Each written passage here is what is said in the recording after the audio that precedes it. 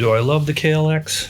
Yes, I do, but it's not perfect, so I'll talk about the pluses and minuses of the KLX as I see it in this review. First, the positives. I've been riding a nearly brand new KLX for about 10 days now and have taken it through its paces on the highway, off-road, and around town.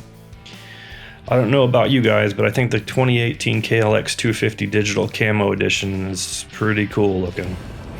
I was trying to decide between a DRZ 400, a CRF 250, a WR 250R, or a KLX 250. And in my opinion, the KLX is the best looking one of them, of all of those, followed closely by the CRF 250. The DRZ and WR 250R may be more capable, but they just look dated at this point. A good part of why I picked the KLX is its looks. That's just my opinion, and taste is subjective. Another reason I love the KLX is that it matches my riding style. I'm not a speed demon. I'm not an aggressive ride it like I stole it kind of rider. I'm cautious, calculated, and risk averse. I'm definitely not an adrenaline junkie. Will the KLX tear up the street in dirt? Not while I'm riding it, but it is very agile, fun, and at only 304 pounds you can manhandle the KLX no problem. It's responsive and easy to ride even on the most difficult terrain, and I took it on some of Colorado's roughest, steepest rides. Am I a bad or an inexperienced rider? Absolutely not. I've been riding motorcycles for decades and have owned quite a few bikes over the years.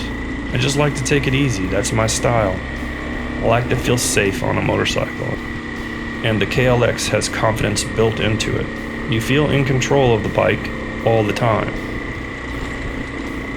I'm the motorcycle equivalent of a Sunday driver, and I'm not apologizing for that. I like to play it safe. And the KLX is a predictable, easy to ride bike that won't surprise you or get out of hand with too much power. It's a 24 horsepower bike, and compare that to the WR 250R's 30 horses and you get the picture of what it's like to ride. It's not torquey either. If you're a newbie on the road and dirt, this bike is absolutely perfect to learn on.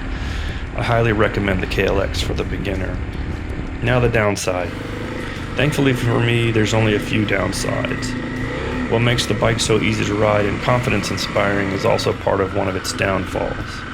It has a predictable, smooth feel to it. It's not torquey, jumpy, or quick. That's both good and bad. I got halfway up a hill and tried to downshift to get more torque and found that I was already in first gear. The way the motor lugged, I was positive I was stuck in second or maybe even third. It's not my bike and it's pretty new, so I was trying to keep the revs down, but I really had to wring the throttle way up into the revs or risk falling backwards down the hill. Not cool for a risk-averse rider. Did I get up the hill? Eventually, with a lot of gunning it and a little luck. I know now that I better really goose the throttle before a big hill because the KLX will sputter out on a steep climb if I'm not careful. Hey, it's only 24 horsepower, right? Lesson learned. The other downside is again related to what it makes it so easy to ride. It doesn't have the torque to pass on the highway. I suppose I could have really run up the revs, but it's a new bike. It'll supposedly go 85 miles an hour. I only managed 70, but I didn't want to push the new bike too far beyond what is good for it.